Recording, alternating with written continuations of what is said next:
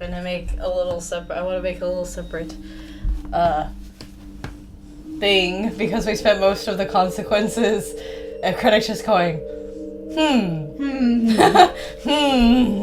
Puzzled. And some of the puzzlement was due to things that I missed.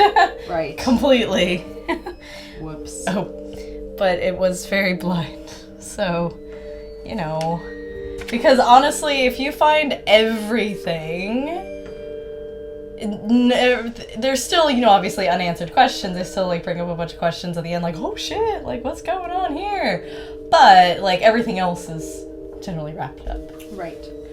So, okay, like, let's first, let's talk about Myra. Yes. Now, Let's. I was thinking about everything I found. I was thinking about her in the shower last night. That's not. That came out wrong, but it's true. But not. I wasn't thinking about it like that. It wasn't like that. I promise. Not this time. I promise. Not this time. Anyway. I'm honest. Yeah. I mean, I was confused as to. Well, for one thing, so everything that I found online when I immediately was like, okay, let me go find all the shit that I missed so that I can understand what really happened. Everyone is talking about, like, oh, Myra got brainwashed, and so now she's part of Mobius, and I was like, well, that's one way to look at it, but it seems like she's been, like, she's clearly the voice on all the tapes with Kidman, so even though Kidman has not known who she was, like, they've been in contact this whole time since Mobius picked Kidman up. But then I also was wondering, like, are we because we don't ever see her eyes. Like, I double-checked. I was like, we never see her eyes. We don't really see her full face. Yeah. We just hear the name, and we see some of her features, which seem to generally probably maybe match, like, the missing poster in Sebastian's office. Yeah. But we don't actually know if that's the Myra. Duh. It's gotta be her. It's gotta be her. Is she... But, okay, here's my question. If it's her... Yeah. Is she brainwashed, or was she with Mobius all along? Because That's what I think. people were like... People seem to think that, oh, she was... Because it's her little mini arc is built up as, oh, she was getting too close to something and then she vanished. Right. And so it was like, oh, shit, like, oh, they brainwashed her and brought her in. I was like... It sounds like she's been with Mobius this whole time. That's what I think. And that they are, you know, she was in KCPD for either the same reason Kidman appears to be in KCPD, which is to find out, like, what the police department might have on them that they need to get rid of, like they need to burn or whatever. Or she had some other mission... Because she was there long enough to, like, establish a relationship with everybody there, marry one of the detectives and have a kid. Right. And then subsequently murder the child and her babysitter. Like, that's what I think. They talk extensively about, like, Marcelo in his audio files talks extensively about how they need more sane people because the world in STEM is just getting too... chaotic, and they can't... now all the patients are just dying because everything is so insane. Everybody keeps leaving parts of their consciousness behind, and it's just destroying people when they come back out. So they want to send in more sane people, and that's part of why Leslie is so important, is because even though he's not sane by anybody's standards, he somehow, like, shares that connection with Rubitch, so he is able to, like, come out of STEM and be normal. And then they were able to, and then recreating that kind of trauma, similar trauma with Sebastian. Yeah. And then... I think that was definitely intentional. That's intentional. I don't... If she was brainwashed, then who did the arson? Just someone at the corporation? Like, that seems a little lackluster. And you know, like, I don't know. Like, maybe she didn't light the match, but, like, obviously, like, this... I think she did. Well... It's more satisfying for me to think that she's It is, but then there's the whole newspaper that evil. Specifically says that she and Sebastian rushed to the scene together. She could have been like, woo! And then... But then she would have went off somewhere. So... But I've watched too much Forensic Files. But... I'm thinking about this too logically. But, regardless of whether or not she lit the match, like, I don't think she was brainwashed. Like, if this is really Myra, like, we all assume that it is. Although I did think it was very interesting that I couldn't tell... this is the only reason why I was like, okay, I assume this is really meant to be Myra, but are you going to pull like kind of almost like Kojima-esque thing of like, no, it's not really, it's this other person, but it's also Myra. Which, don't ask me to like explain that train of thought, but because in her missing poster she looks blonde. The woman is obviously blonde. However, they make a point to zoom in on her earrings where you can see that this woman's hair is dyed blonde and her roots are showing by an inch. Yeah. Okay, is that because I assume that this is really Myra, but that's the only thing that popped in my head. I was like, well, I guess they could always throw that curveball at us. But I assume that the blonde is part of the illusion of who Myra Hansen is versus who she really is. Definitely had other people confirm that, yes, that is totally Tatiana in the background talking to somebody. Yeah. Yeah. She was definitely hooked up to STEM at some point and then disconnected. Somebody claimed that they noticed that Joseph had a heartbeat, but that everyone had a heartbeat but Marcelo. But I couldn't, like, I rewatched the scenes and somehow I just didn't, like, I didn't make the connection to that. However, it is apparently, people do assume that JoJo is alive because, along with the fact that they grab Leslie the minute that he wakes up, the only other person you see them dragging away is Joseph, even though he's, like, limp. So people are assuming that he's actually alive, because why else would they take him with them? Right. And then the other two, so when Kidman says, leave this one, meaning Sebastian, and those other two, she's talking about Marley and Marcelo, because they're dead. Right. So those are the three that are presumed dead. But Sebastian's not really dead. And then, of course, like, funny enough, I didn't have this, like, immediate knee-jerk reaction. Like, I guess some people were like, wait, Leslie's there, but he was at the end of the main game, and But if you get all of the files and you find all the pieces of the torn letters that Rubik is writing to you, it's all about, he tells you, like, everyone who enters STEM gets a part of him, like, implanted in them, basically. Like, he touches each of them in a different way, and you can't get rid of him. He's like a parasite. Like, he latches on, and you can't get rid of him. So this is the second torn letter, if you have not acquired it. This machine, this system, I was reborn inside, and I will be reborn again. For every person STEM touches, a seed of myself will be within them. Piece by piece, I will corrupt you and consume you. Scary. Yeah. And then it goes on to say that, talking about the man from Mobius, which we assume means whoever Slendy really is, whoever that guy really is, entered here lusting for some power long ago. And he has the mark on his hand, and so some people are thinking that the mark on the hand isn't a Mobius thing, but it's a thing from Rubik. It's a mark from Rubik. Like, escaping Rubik, but you can't really escape Rubik.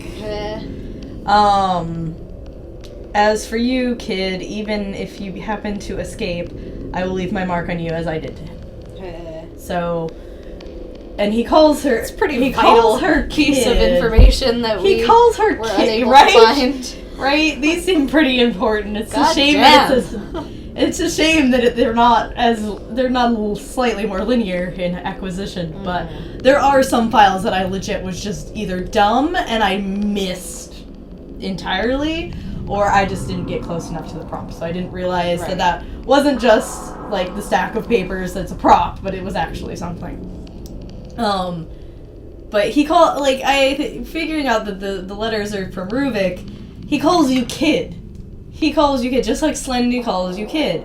So, you know, she's right. Slendy is just a construct of Rubik. That's Rubik in her mind. So he's, got to show up in some way. Mm-hmm. Like, he shows up usually just as himself to most people, but obviously... It was in his best interest to show up as that guy. As that guy for her, because this is how you're going to get her to not shoot Leslie and get him out of there, and all of that stuff. And the thing that I appreciate about Leslie waking up is that means that you saved him. Like, maybe Rubik's inside there now, but you did save Leslie. He's not just goo somewhere in the stem. Doesn't mean that his body is entirely his, necessarily. We don't know.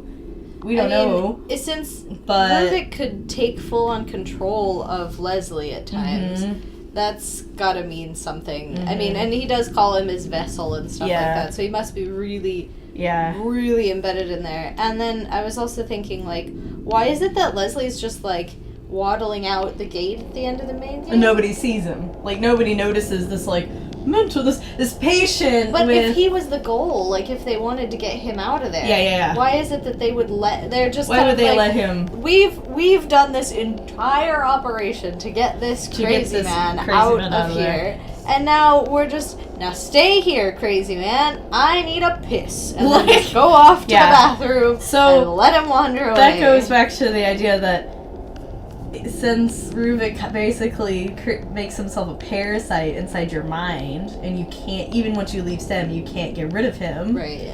He affects your view on reality. So Sebastian only thinks he sees Leslie because he wants to see that Leslie's okay, but then it's just Rubik. Like, Rubik's just fucking with him. Because you see the little flash, it's like, hey, it's really Rubik! Yeah. And Seb's like, what the... Fuck, like, I need a drink, like... what's the... Okay, I actually wrote down the exact line that Rubik says in the other torn letter. Where does my world end and reality begin? From now on, that line begins to blur. Like, he's just like, I'm inside you now. Yeah. And you can't get rid of me, basically. Ew. It's his goal to just be able to, like, spread like an infection. I didn't consent to that. So...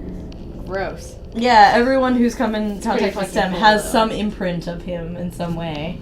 And you can't get rid of it, even if you wake up. Like, you can't get rid of him. So...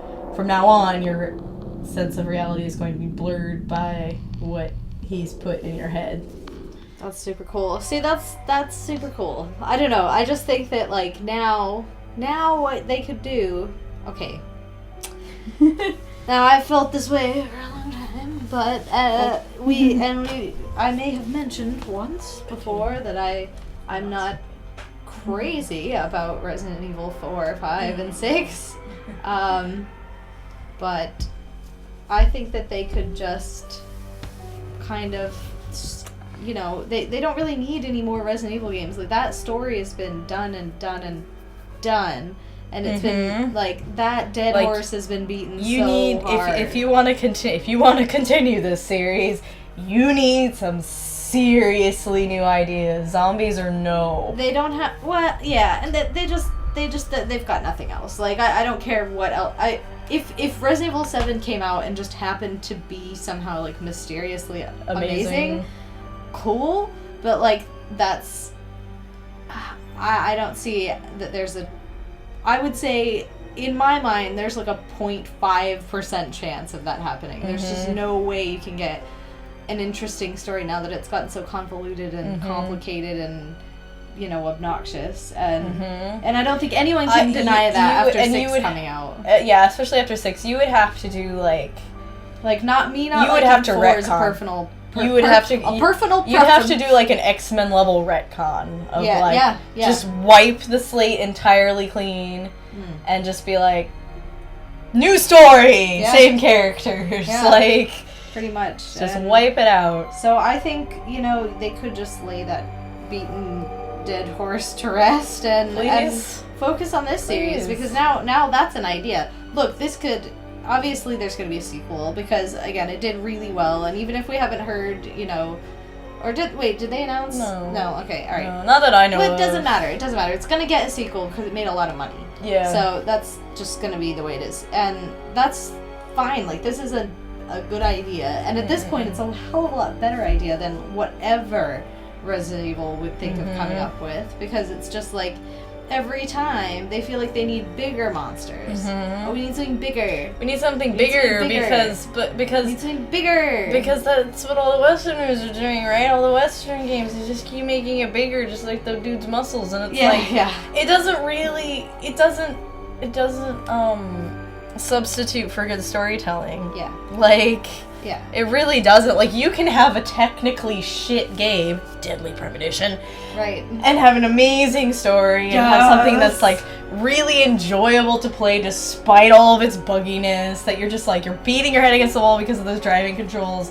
But damn, that script is on point. That script is great. You know, like, you by the end of it, you're like, I enjoyed myself quite a bit, you know? And I shouldn't have. I shouldn't have, but it was amazing. And, so, you know, same thing with Kuon, which we already spoke about. It's like, the system's not amazing, but at the same time, it's like, well, you know, it kind of forces you to walk this shit, which they clearly wanted you to do, but they also wanted you to get pissed off and run, because, haha, now you're gonna die. Right. Anyway, yeah, I think that this is a cool game with, like, super cool lore, and I think that if they make a sequel, I think that, when they make a sequel, I think they're gonna tighten. Don't fumble it. Yeah, well, I think they're gonna tighten it up. To be honest, I hope so. I think they're gonna tighten up the narrative and make things not. I mean, obviously, I'm not a span. Is what I was about to say. I'm not a fan of spoon feeding. I'm not a fan. I'm not a fan of spoon feeding. Not a fan of spoon feeding plot or anything like that. But I do think that, like, kind of a bit of a tighter. A bit tighter narrative. Yeah, for sure. Might benefit them. I definitely think so, especially because they're not gonna lose me if they have this kind of, like, loose endsy narrative. I'm okay with that too. That's fine, but I think as far as they're gonna bring more people in that way. I think I think for the public at large, they need to tighten it. Otherwise, what will happen is, even if people enjoy the sequel, they're gonna fall back on, oh, look, a whole bunch more of the loosey-goosey, what the fuck? Right. You ever going to, like, make me feel like a bow got put on any box? Like, yeah. So, it is kind of necessary, even though I too, don't mind some open-endedness. I think the only other thing that I thought was interesting that I wanted to bring up from these notices is, obviously, like, Marcelo's last message, which is one of the ones that was really obvious that I missed, talking about, they're coming for me, they know about Leslie, and I will prove my worth, I'm gonna turn on the goddamn wireless, I'm turning on the Wi-Fi, and we're gonna do this shit, like, sorry everybody, like, fuck you, basically.